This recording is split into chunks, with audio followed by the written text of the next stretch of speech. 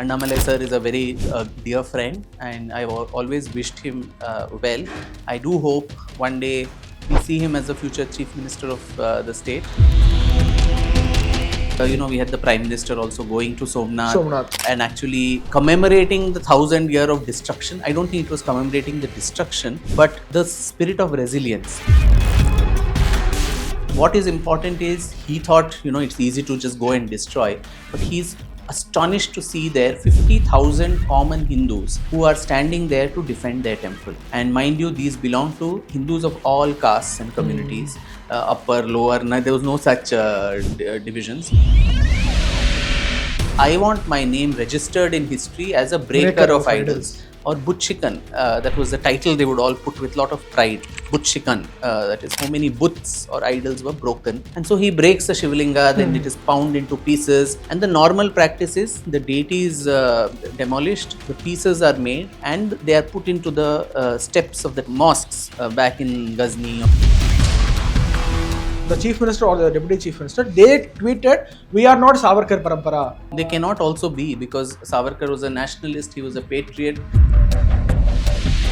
See, it's so easy for people sitting in air-conditioned rooms like this to make patriotism certificates to people like Savarkar who have suffered all their lives. 2 imprisonments for life, 2 life transportations, which is 25 plus 25, 50 long years. Someone who's 27 years old, deported, brought, given an unfair trial, given 50 years jail, and in the worst of conditions at Kalapani in Port Blair, in the Andamans, where basic human facilities of food and toilets and all of that is not given. ஆயுர்வேதம் ஒரு பொக்கிஷம் நம் ஆயுள் நீட்டக்கும் அற்புதம் doctor Srivarma's. So, Vanakkam, Pesu Tamil Pesu viewers. Today we have a very, very special guest who needs no introduction. We have Vikram Sampath in our studios. We warmly extend our greetings to him. Sir, Vanakkam, welcome to our studios. Vanakkam. How are you, sir? நல்லா இருக்கேன். நீங்க எப்படி இருக்கீங்க? Sir, first time I'm hearing Tamil from you. ஆமா, I have not spoken so much in public. நாங்கள் வந்து half a Tamilian. எங்கள் அப்பா வந்து தமிழ்காரர் தான். ஓகே. குடவாசல், தஞ்சாவூர் அந்த ஏரியாலேருந்து வரார். ஓகே. அம்மா வந்து மகாராஷ்டிரியன். நாங்கள் ஸ்டேயிங் இன் பெங்களூர். ஸோ அதனால எனக்கு ரீடிங் ரைட்டிங் தமிழ் எல்லாம் வரும், பட் பேசுறது கொஞ்சம் ஃப்ளூயன்சி இல்லை. நல்லா இருக்கு, சூப்பரா தமிழ் பேசுறீங்க. பட் ஃபர்ஸ்ட் டைம் இப்போதான் நீங்க சொன்னீங்க உங்க அப்பா Tamil. I was so happy. Okay. Tamil Nadu, Tamil people, Tamil culture. Many people across Bharat, they don't have any idea about Tamil Nadu, especially about the Dravidian ideology. Because of Dravidian ideology, some people may have a different opinion about Tamil Nadu. According to you, what opinion do you carry about Tamil people, Tamil culture, Tamil Nadu as a state? That would be carrying about myself, considering I'm 50% Tamilian myself. So, is there any wrong perception? Of course there is. I think created due to decades of this separatist kind of thinking that the Dravidian movement has instilled in the minds of people. But when you go back in history and actually look at the way, whether it's culture, whether it is our scriptures here in Tamil Nadu, the kind of deities that were propitiated here, maximum number of towns and villages are named after Rama, Ramanathapuram. So many places which is named after Rama, and you say Rama is an Aryan god, came from north-south divide. These divisive ideologies that have tried to split Bharatiyas among each other. I think Tamil Nadu has been a victim of that, and now slowly we are seeing the same separatist mentality spreading to other states too, including the state that I am coming from, which is Karnataka. Do you think there is a rise or decline? There is a rise, especially in Karnataka now, with the heightened Kannada identity. I wouldn't blame completely, all our states after independence were formed on linguistic basis. So it is very, very natural for Karnataka or Tamil Nadu or any other state to speak for their language. And with the influx of so many people, into these urban centers, whether it is Bengaluru or it is Chennai, where people are coming for earning a livelihood, there is no attempt made to even speak a bit of the local language. You'll stay for years together. Someone chumma edo travel panni varana parvailla, but if they are staying there for 10 years, 15 years, at least konjam you can understand the language, konjam at least you can try to speak enna madri edo mix panni belpuri madri at least pesalam illaya. So adu panna maatar. So I think there is a backlash from people also saying be graceful and accept the culture of the place you're coming to. See, Indians, when they go all the way to France or Germany, they'll take crash courses and learn German, French. They'll try to become a part of that culture. So I think there is some element of truth in the angst that these linguistic movements face. But Tamil Nadu is not just a linguistic problem like Karnataka. Here from beginning, this whole division of Tamil being separate from Sanskritam, the so-called myth of the Aryan Dravidian divide, all this has been systematically installed here for decades now. And also I think some way, the manner in which South Indians and Tamilians are depicted in popular Bollywood movies. You have that Padosan, all those this thing. The South Indian is always shown like a joker, who Mehmood, who acted as that this thing in Padosan. There needs to be a sense of mutual respect on all communities. I wouldn't blame one versus the other. But after saying all that, I would still say Tamil Nadu is a special case because here many people fail to understand how such a dharmic state is voting in such a manner that Dravidianism is winning here. And how do you define Dravidianism? According to you, what is Dravidianism? When Adi Shankara went and he introduced himself, he called himself, I'm a Dravida Shishu. So someone who came from the land that is surrounded by the oceans on all sides. So that way Maharashtra, Gujarat, Karnataka, Kerala, Tamil Nadu, Andhra, Odisha, all of that would be Dravida in the larger definition as per what he said. So this is a more of a, it was largely a missionary led movement in the 18th century. People like Caldwell, Pope and others who tried to bring this wedge between Sanskrit and Tamil, and which further I think the legal heirs of that were the Dravidian, the Justice Party, then the Dravida Kazhagam, all of these, which we see the manifestation of this even now. Secessionism, we want to separate, and very clearly during the negotiations when it was going on for independence, we had E.V. Ramaswamy, actually I wouldn't call him by his other name, but E.V. Ramaswamy confabulating very much with Muhammad Ali Jinnah and Ambedkar, by the way, so to actually ask for a separate Dravidistan. And Jinnah had actually promised to help him in this whole movement because he wanted... After Dravidistan was created, he wanted the British to rule Dravidistan. Yes, that is true. That is true. They were all votaries of British rule. But in fact, in my book on Savarkar, I've also mentioned this meeting between Jinnah and EVR and Ambedkar. And they talk about all of this. And midway, EVR wanted Jinnah to take the battle even for Dravidistan, but he tells him, look here, I have enough to deal. I'm more concerned about my Pakistan. So you manage your Dravidistan yourself, and literally drops him like a hot potato. So I think the anti union, a secessionist kind of mindset was there right from that time. What opinion did Ambedkar carry about E.V. Ramaswamy, and what opinion did E.V. Ramaswamy carry about Ambedkar? Because in Tamil Nadu, these Dravidians, they always club Ambedkar and Periyar as one. They followed one ideology. But what opinion did they carry about each other? There is nothing documented as such, but I think they were, I mean, all said and done, Dr. Ambedkar was part of the Viceroy's council also, even during the height of the Quit India movement and so on. So today a lot of people keep raising questions that Savarkar did not participate in the Quit India movement. First of all, that name Quit India itself was not called Quit India, it was called August Disturbances, even by the Congress.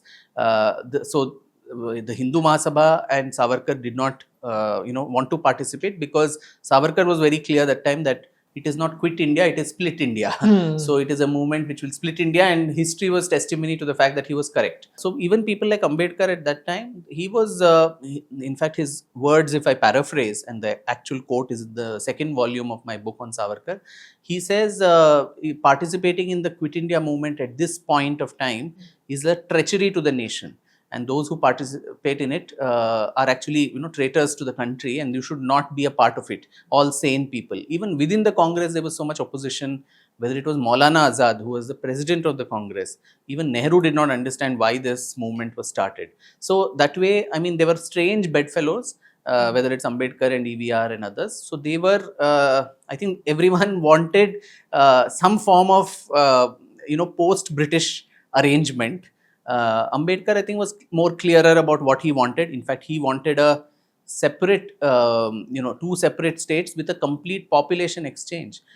He is very clearly, I mean, those who talk about Ambedkar as also this thing of secularism today, his thoughts on Pakistan, partition of India and Pakistan in 1945 or so, that he writes. He says very clearly that, Islam is a global corporation. It doesn't have equality for all its members. Those who are not part of the club, and these are again a paraphrase of his words. The actual quote is in my book, which your viewers can see.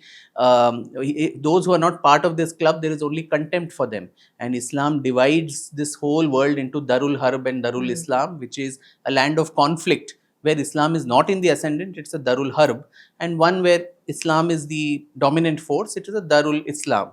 And he says, he goes further to say, Islam will never allow a Muslim to be faithful and loyal to India, because the faith and the loyalty is to a larger ummah, or the universal, brotherhood of all Muslims that is there.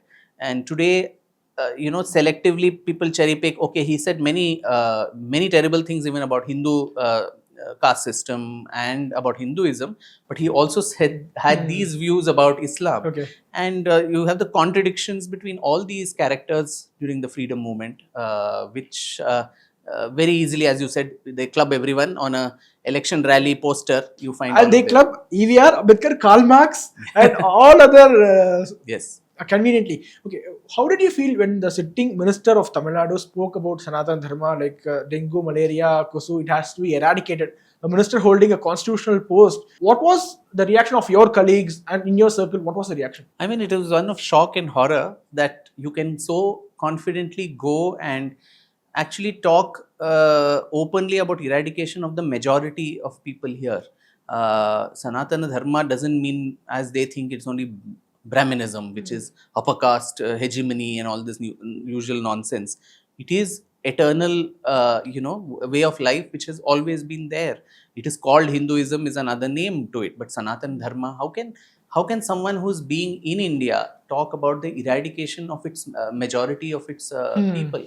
And the fact is, with the impunity that he can talk all this and get away with it, with not even a case being slapped, or anybody from the Hindu community actually raising their voice, I think that gives these people all the more license and the courage to talk whatever nonsense they want, because if they do the same for some other religion, rivers of blood will flow, and sartan se juda the next day. So I think there was more outrage, not in Tamil Nadu, but other parts of the country. Correct. Yeah. Tamil people were really, I don't care, bhaiya. That is the sad part. I think the consciousness is somewhere in slumber, and especially, as you said, part of the country which is so dharmic otherwise, which has produced some of the best bhakti poets and saints, right from the Alvars and the Nayanmars and everyone else. And this entire region, southern India, it's not Tamil Nadu alone, but even Isai, the music that has developed here, it's all based on a philosophy of bhakti. For such a place to talk so lightly about something that is so intrinsic to our existence, I think it is shameful. And how much ever one condemns it, I think it is not enough. Another Dravidian strategy is to vilify the Brahmin. So attack the 3% and get united the rest of the 97%. This has been their strategy, and they have been successful in it. So how do you look at this strategy, and what could be the best response to this? Look, I am not a politician, or I am not into election strategy. Okay, they're like saying Brahmins denied education, Brahmins denied equal rights, Brahmins denied each and every Shudra their right to live, to... This is a trope that has no historical basis. There have been so many. If you look at the colonial records on education, if you actually go and also see the work of people like Dharampal ji and others who've done research based on colonial records, even in the heights of colonial time, they made a survey as to, what were the different communities studying in various schools and gurukulams that were running.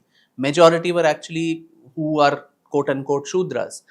It is just that, the rituals, the Vedic corpus may have been limited to a certain section, which is but natural. I mean, someone who conducts rituals and ceremonies and is aware of the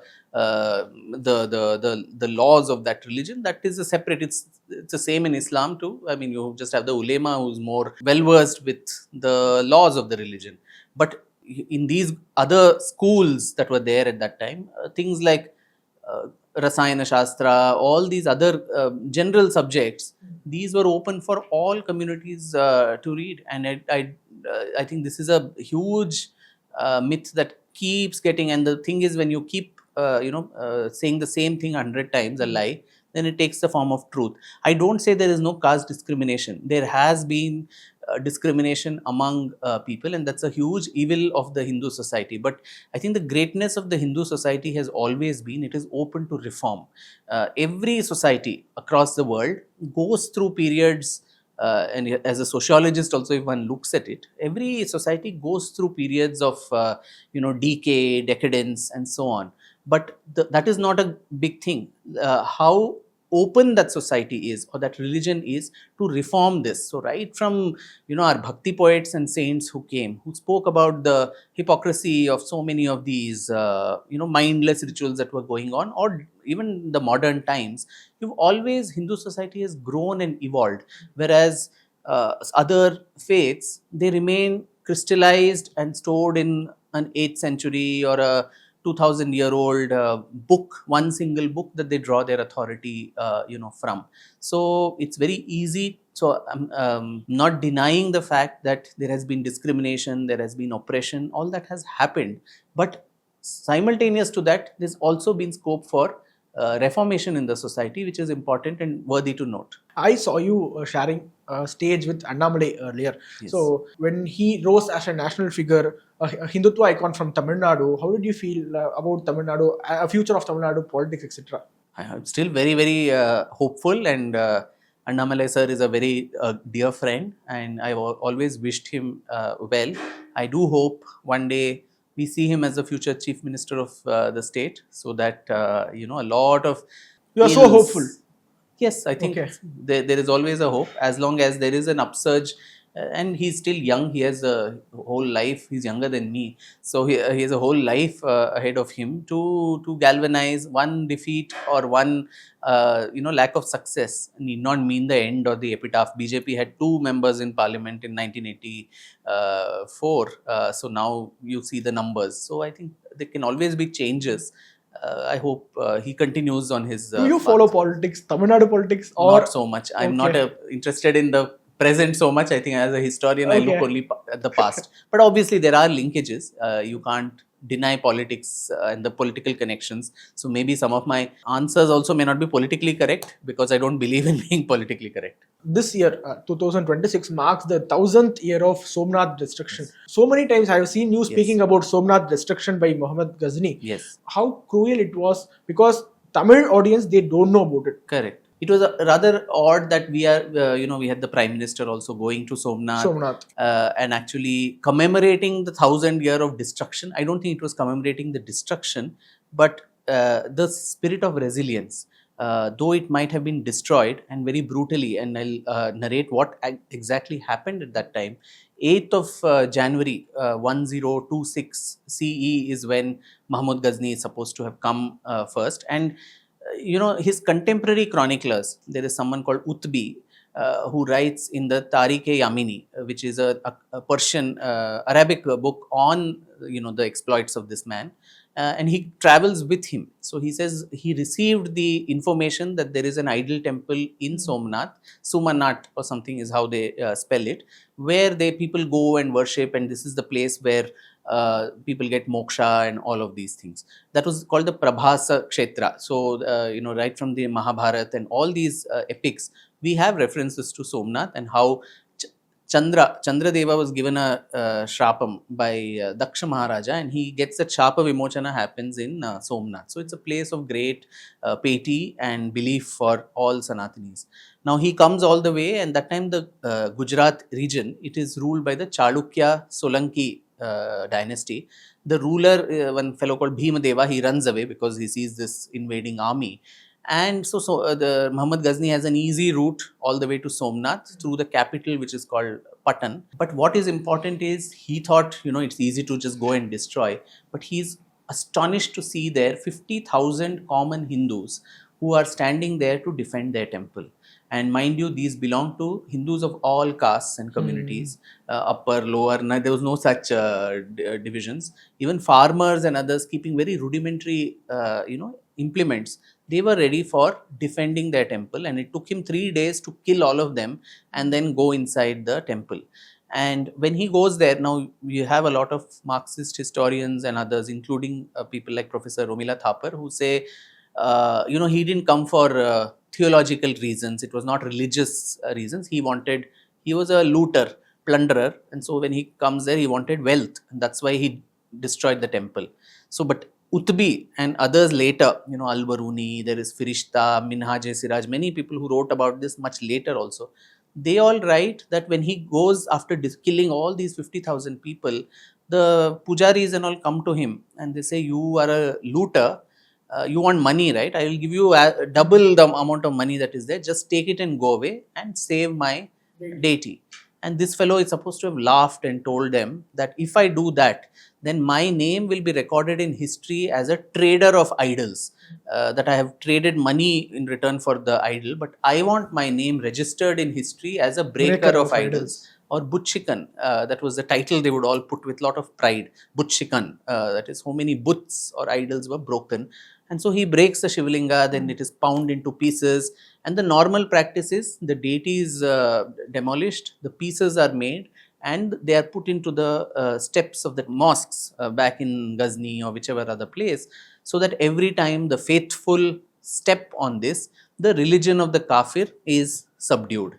So he does this and goes away, and it so happens that people who say, oh, where is this Hindu consciousness and all this? So while he is on his way, then all the other neighboring kings, see today through WhatsApp, this that you can get to know soon. But that time, maybe it took time for the other kings, and it was the contemporary was Bhoja, Paramara, Bhoja, the great Paramara ruler in Madhya Pradesh, what is today. So he actually attacks the retreating armies of Muhammad Ghazni so badly that this guy is literally he loses his way and wants to rush back to Ghazni in fright. And while he is doing that, on the way there is some Hindu man who comes there, and he appears like a travel guide, and they're all dying of thirst, Muhammad Ghazni and his soldiers, and he tells them, I am a travel guide, I will take you to the nearest water body and have you drink water.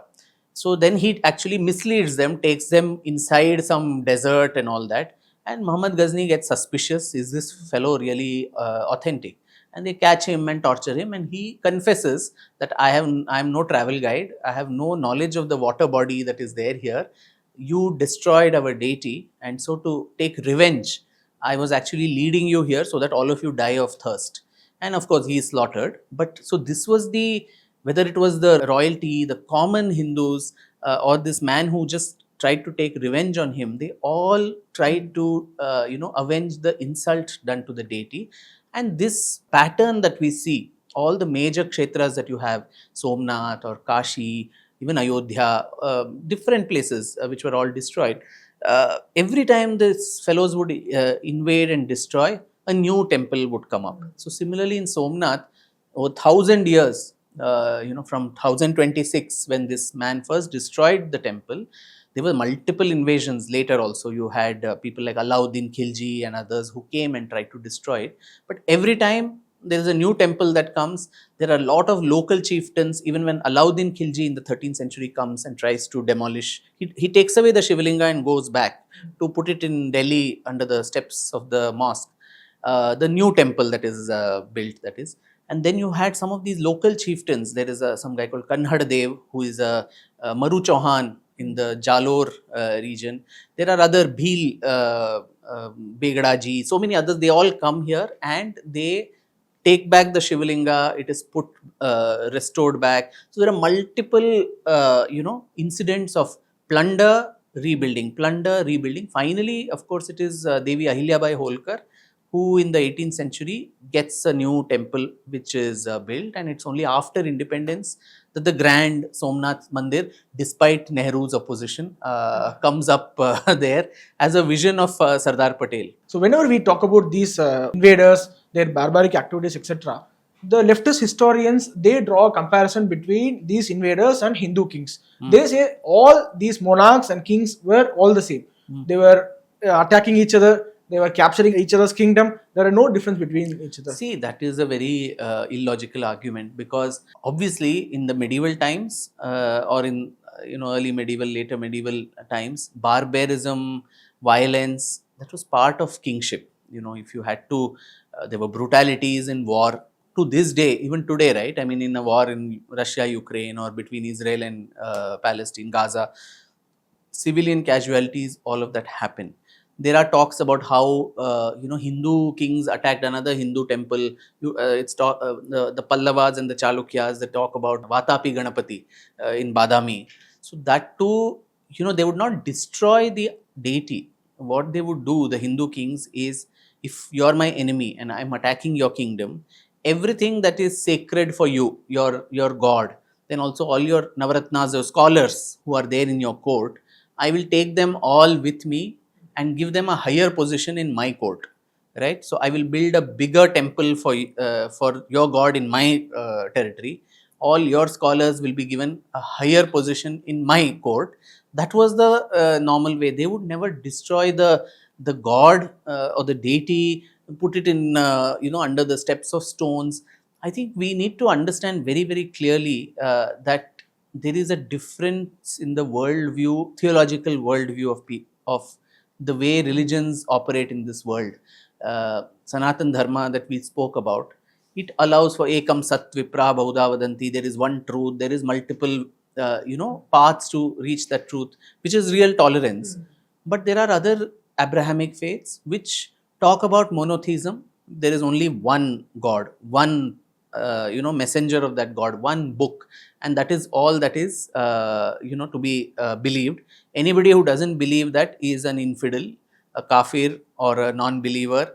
And it is my duty as a believer to convert you, to kill you, to break your places of worship, to plunder your property, your women, your everything, right? So it gives you a kind of a theological sanction.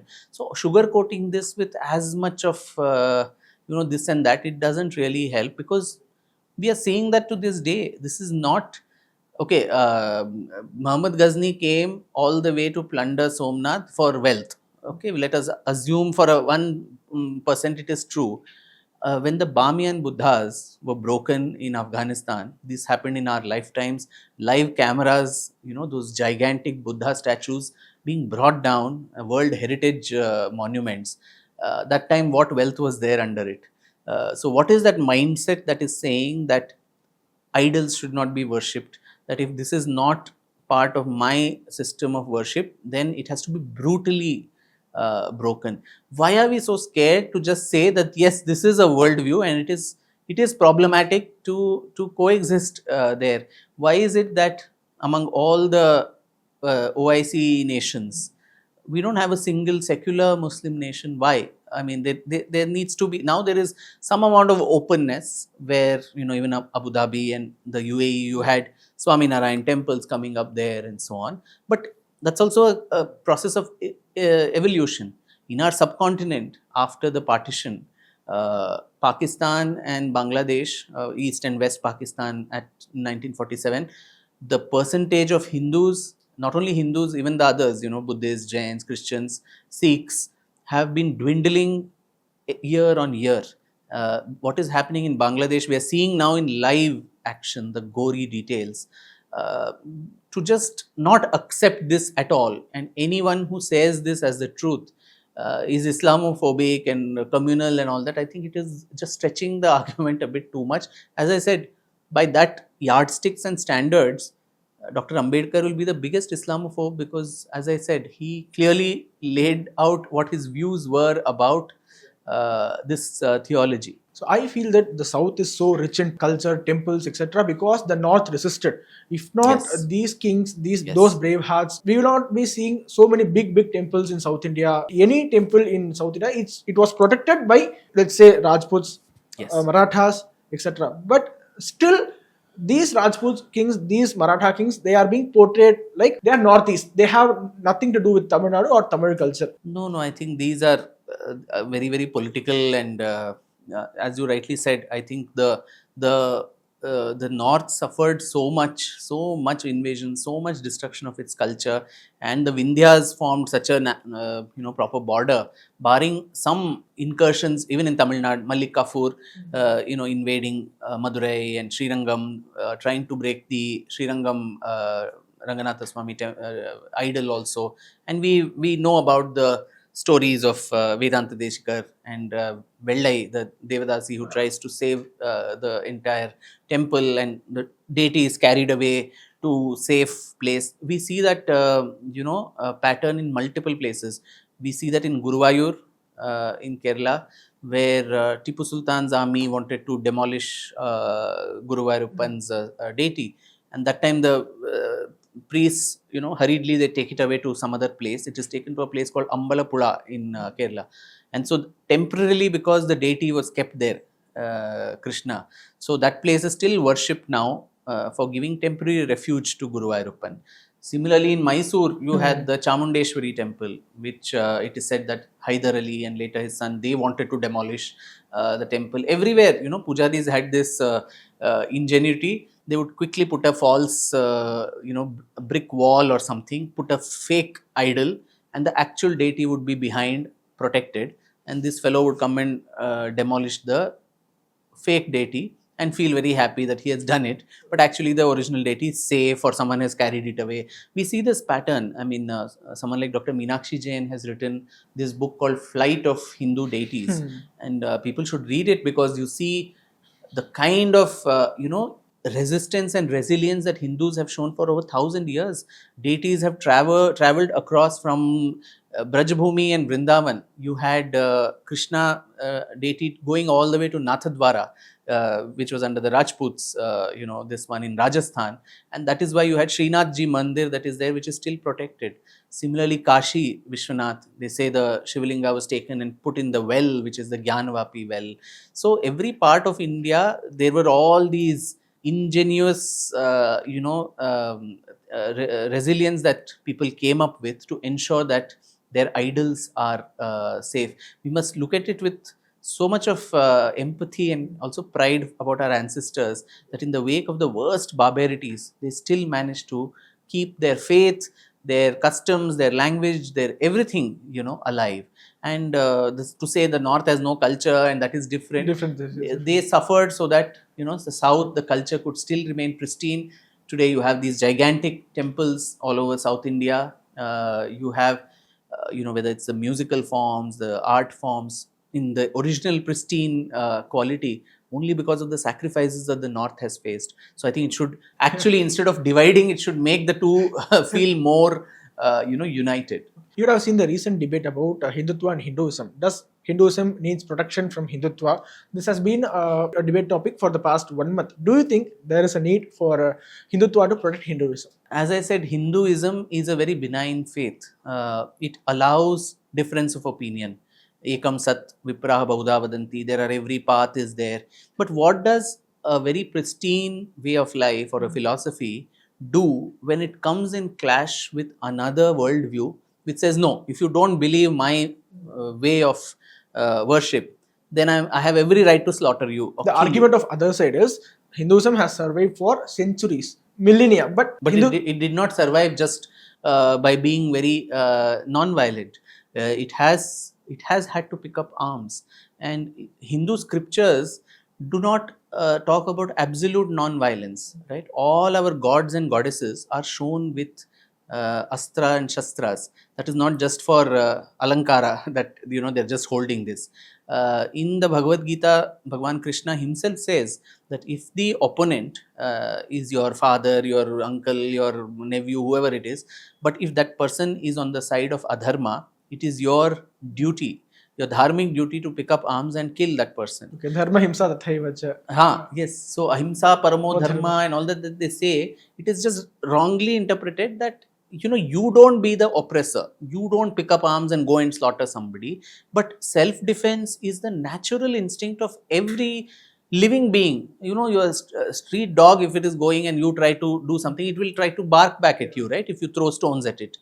So it's a natural reaction. It is a natural reaction. You are coming in conflict with worldviews which are trying to change your demographic, convert people, draw away people from your faith through coercion, through inducements, by giving all kinds of other inducements to this thing. Some may be genuine change of heart, which is fine, but a lot of them are not. For small inducements or under the literally under gunpoint you are converting. What does a very benevolent and esoteric religion do? It has to do something to protect itself. So I would say Hindutva has two roles according to me. It is Hinduism which resists. It is also Hinduism which reforms. The same debates have also brought Hindutva is very casteist. I mean, it boggles my mind that people can even make such stupid arguments, because if you want Hindu unity, if you see the growth of the Hindutva movement, politically, right from the time Savarkar to later on, of course, the RSS and the other organizations of the Sangh, the idea is Hindu Sangathan, or bringing Hindus together. If you want to fight, even if they say you have demonized the opponent as the other, you can't fight somebody if you have splintered into groups. You have to first unite internally among yourselves, and only then you can go and attack an external threat that is there on you. So it is Hindutva, according to me, is Hinduism which resists and also reforms. And both of this is very important, because internally, as I mentioned right at the beginning, to say that there was no discrimination, there was no oppression at all is also wrong. There have been lived examples. But of course, the scale, the kind of stories and all of that everyone was denied, those type of things are a bit too much. But there was discrimination. We see that even, untouchables, all of this whole theory of treating a group of your own community as worse than animals, that those kuritis were there, and that is why reforms were always a part of it. But resistance is also there. We will not be the first person to take up the arms and proactively go and slaughter someone. And we have seen in the history of India, we have not gone proactively and had invasions and colonized somebody. Even when the Cholas went all the way to Southeast Asia and had their naval expeditions in the Southeast Asian, Sumatra, Java, those places, you didn't form colonies there, or you didn't start occupying. It was then became trade. Through trade and culture, there was osmosis, and that's why you find Hindu and Tamil culture particularly so much in Singapore, in Cambodia, and so many other parts of Southeast Asia. So that's been our world view. But you need, even the best of persons needs a shield, a protective shield, particularly if you face threats. And self-defense, as I said, is the natural right of every living being. A dog, a cat, every living being wants to defend itself. A dog will bark at you, right, if you are going on oppressing it. So this is natural. So all this nonsense that is said, that we are so great, we've always, I agree, we are very great. All these people who are proponents, there is so much of syncretism, we have accepted every god. Hinduism can do that because it is egalitarian. But the problem is not that we are very tolerant. The problem is the opponent is not. They are saying my way or the highway. In such a case, what does, in fact, in my book, the volume 2 of Savarkar, there is a long dialogue between Savarkar and Maulana Shaukat Ali, who is the part of the Khilafat movement, which started with Gandhi's help also. And that's recorded by Savarkar's secretary, and he records the conversation between those two, and your viewers could probably read that. It's a long dialogue where he says, you're doing this. So Savarkar says, look, for ages, if thieves are coming into my house and looting my belongings, if I put a lock on the door, the thief cannot say that you are being so intolerant. It's my natural right to protect myself. The day the robbery stops, I will keep my doors open. But when this is continuing to happen, why is it that I'm not allowed to even defend myself? Just because you mentioned about Savarkar, if you list down 100 abuses on Savarkar on internet today, it will be more than 50% will be from Tamil Nadu. So, if I'm not wrong, the chief minister or the deputy chief minister, they tweeted, "We are not Savarkar Parampara." They cannot also be, because Savarkar was a nationalist, he was a patriot, which I don't think many proponents of this side are. I want just one reply from you with which we can shut their mouth. There are so many replies. See, it's so easy for people sitting in air-conditioned rooms like this to give patriotism certificates to people like Savarkar, who have suffered all their lives. Young man who goes all the way to London to study law, but he forms India's first secret society, an organized secret society, the first student bonfire of foreign goods as a student when he was in Fergusson College in Pune. He does that in 1905 in protest of the partition of Bengal. Maharashtra, where is Bengal? This is none of my business. But there was that common sense of camaraderie among the whole country. And then in London, firebrand revolutionary who organizes the revolution, sitting there along with several other stalwarts, including from Tamil Nadu. You had people like VVS Iyer, who actually translates his book also from into English. And all these people, MPT Acharya from Karnataka, VVS Iyer, Bhikaji Kama, Shamji Krishna Verma, Madanlal Dhingra, every part of India literally participating in this. And then a young man is given 2 imprisonments for life, 2 life transportations, which is 25 plus 25, 50 long years. Someone who's 27 years old, deported, brought, given an unfair trial, given 50 years jail, and in the worst of conditions at Kalapani in Port Blair in the Andamans, where basic human facilities of food and toilets and all of that is not given. Do these people have any sense that here was a person who they had to urinate and defecate in their cells and sit and stand and eat amidst their own squalor, and all day in the blazing heat of Port Blair they are going round and round the oil grinding mill to extract oil. Even water is not given to you to drink. You will faint and fall because of the heat. You are whiplashed. Every day you have to extract 30 pounds of oil. Even if it is 1 ounce less, you are whiplashed, you are not given food. The food is stale food, full of reptiles and lizards and all of these pieces. They are eating that and getting diarrhea. There is only fixed time to go to the toilet. If you go during any other time, you have to do it in your own cell. And the cells are, people who go to Port Blair to the jail, you can see it's like 12 by 6 kind of small cells. You can't even stand up. In that, these people have survived, and Savarkar's cell was directly facing the gallows. So every day the only thing that he would see were men being taken away to be hanged. So how a person's spirit would be. Most of the young men who were there, they either committed suicide, several of them, or they went mad because of the amount of tortures, electric shocks, all kinds of things, tortures that were given to them. So to very happily say, oh, he was a Desh Drohi and all that, it is rubbish, and it is political nonsense. And not only him, his whole family suffered. His entire property was confiscated. His wife and his sister-in-law, both brothers, he and his elder brother Baba Rao, both were in the jail. And so the sister-in-law and the wife were left to literally beggary, because there was no vessels, utensils to make food in the house. That is the manner in which these women have survived and come up later.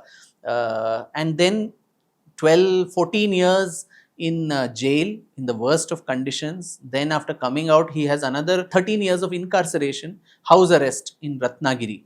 And that is when he's told, you can't participate in politics, and you need to be only confined there to Ratnagiri. And that's when he does all these social reform movements, intercaste marriage, intercaste dining, the first temple where members of all castes can go, Patit Pavan Mandir in Ratnagiri in 1931. And the priest there, the pujari, was someone from the lowest caste, and even the Brahmin had to go and touch his feet and do the worship. So these kind of things that he did. And then of course he's released in 1937, by when literally there was really no freedom movement. There was more of negotiations with the British. Round table conferences had happened, you had governments being formed, and Hindu Mahasabha didn't have a leader, so he took up the Hindu Mahasabha. The Congress actually wanted him to join their party, but he refuses to go there and he goes to the Hindu Mahasabha because he feels by then the Muslim separatism has gone to such a peak. It starts with the formation of the Muslim League in 1906. Then you have the Lucknow Pact about 10 years later, separate electorates for Muslims.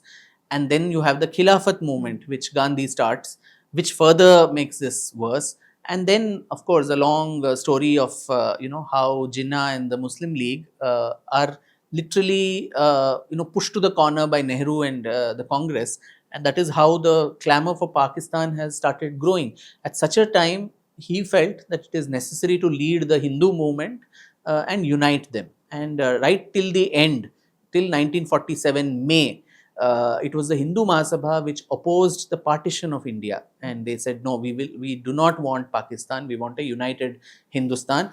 And the constitution that the Hindu Mahasabha had created, a free Hindustan state constitution that had equal rights for everybody. He had said very clearly that the Hindus, by virtue of being majority, will not get extra concessions, and the others, Muslims and other minorities, they will not get less privileges only because they are less in number. In the eyes of the law, everybody should be equal. Your religious observations are in your private space. So this Hindu Rashtra, which is going to be a dragon which will eat up everybody, this was not what was postulated by him. So without even looking at a person's trajectory, the sacrifices, the sufferings that people like him, there was not a single congressman who was lodged in Kalapani. It was only people from the revolutionary movement, lots of them from Bengal, some from Maharashtra, lot from Punjab. You had the Gadar movement from Punjab, lot of them brought all the way from Canada, San Francisco and other places to Port Blair. People from Tamil Nadu, United Provinces, several parts of India, but not a single congressman. I'm not saying the Satyagrahis did not suffer. A lot of them suffered. They gave up their lives, all of that. But this not in Kalapani. This kind of inhuman tortures that they faced, and the top leadership of the Congress, the common Satyagrahis suffered, sacrificed their lives, but the top leadership was always given the comfort, in jails. Nehru writes about a badminton court, nice, home cooked food. Compare that with this kind of thing where, stale food is given to you, you're whiplashed, you're given the freedom to, read books, write letters to your daughter, which becomes a book in itself, private space for yourself. All of this, he also suffered. He struggled for the freedom movement, no doubt about that. But there were people who sacrificed so much. I think freedom fighters of all hues, whether it is Congress or Hindu Mahasabha or whoever else, I think we should stop commenting about them and talking so loosely about them for contemporary politics. Because if one side talks ill about the other, so if the Dravidian parties or Congress talks ill of Savarkar, then there will be BJP which will talk ill of Nehru and bring up some point. So this tu mein match that goes on, I think it does a great disservice both to history and also to these great leaders who in their own ways, less, more, that is debatable, they suffered so much, sacrificed so much, and that is how we all got our freedom. So I think there has to be some balance in the way we look at our freedom fighters. Actually, another fake narrative by this Dravidian ecosystem is that Tipu Sultan, the tyrant of the south, was a friend of Tamils, because Tamil kings, they formed an alliance with Tipu Sultan and they fought against the British. Who are these Tamil kings? Like Velu Nachiyar. Velu Nachiyar formed an alliance with Hyder Ali. Yeah. And of course, she got her Shivaganga kingdom back from the Arcot Nawab and the British. That is one exception. But otherwise, the Carnatic, what was called Carnatic, which was large parts of what was Arcot, which came under the Arcot Nawab, and later the Madras region, which was under the British, that was constantly raided by Hyder and Tipu in the course of the 4 Anglo-Mysore wars. Now see, I mean, there also this nuance that is needed. I am not for one saying that Hyder or Tipu Sultan were, less of a soldier. They were very, very brave soldiers. Of course, Hyder in 2 wars, the first and second Anglo-Mysore war, were under Hyder's leadership, and they won tremendous success. In the first Anglo-Mysore war, till the gates of Madras, here where we are sitting, maybe Fort St. George, the Mysorean troops came up to this, and the British were forced to sign a very, very humiliating treaty. Okay. And so it was literally very shameful for them. Even the second Mysore war, which ended with the Treaty of Mangalore, and most of the leadership of that was under Hyder Ali till he died midway in the war. That was later carried on by Tipu. The Treaty of Mangalore was perhaps the last document in the history of India where an Indian power had the upper hand, and actually dictated terms. But in the 2 wars that Tipu fought independently, the 3rd and the 4th Anglo-Mysore war, he lost miserably.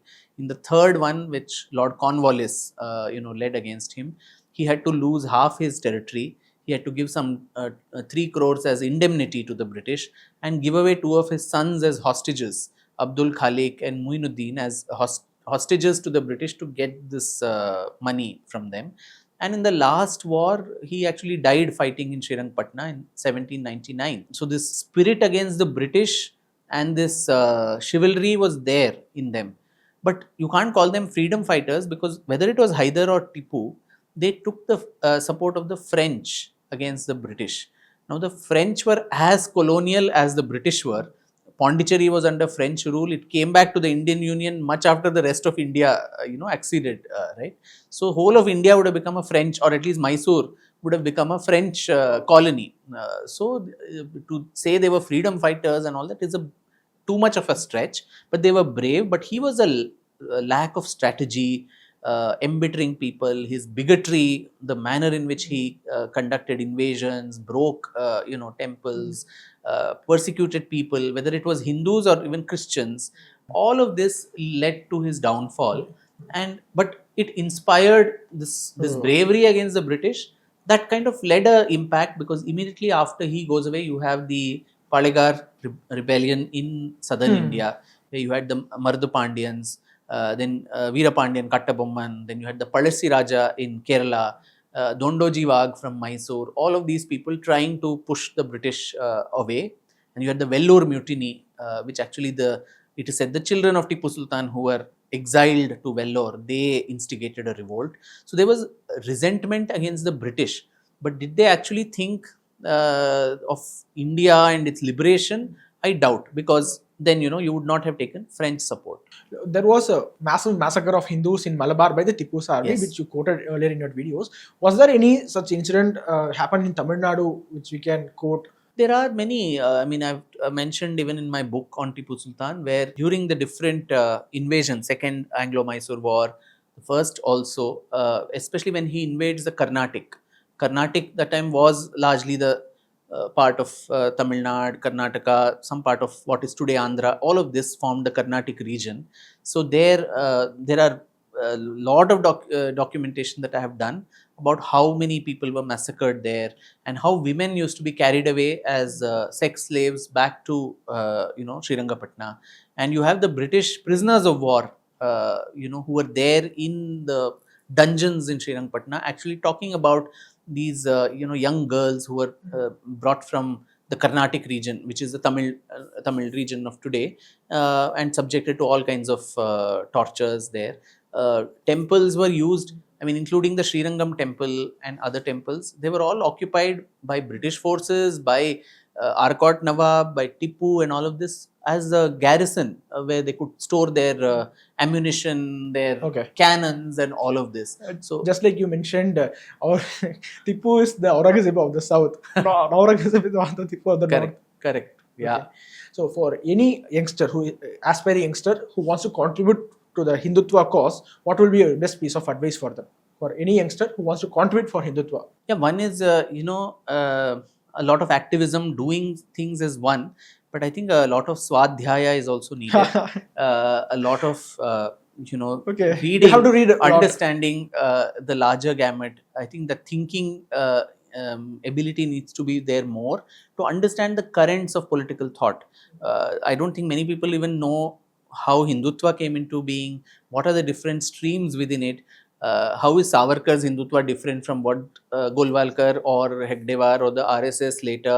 How did it differ? What were the points of conflict between them? Points of union? I think Read more and more, and read people of all dispensations and orientations. Okay. I'm not saying just read non-left or something. After reading, Read them also. Shatrubodha is also important. Okay. So you need to do Swadhyaya, Shatrubodha, Swayambodha also, about what are the things about your culture, your faith, your past, which you can defend very confidently. Okay. And then the field is open. Some may become academic warriors, some may become media warriors, some may become political activists. Then the paths are multifold, Okay. depending on what you would like to do.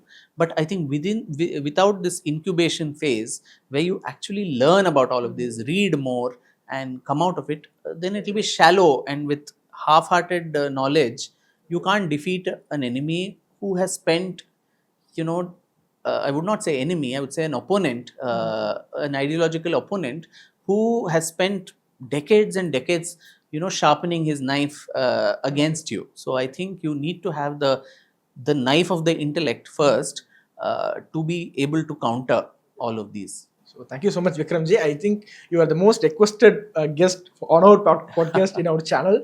After trying for a very long period of time, I was able to record it today. So thank you so much for coming to our studio.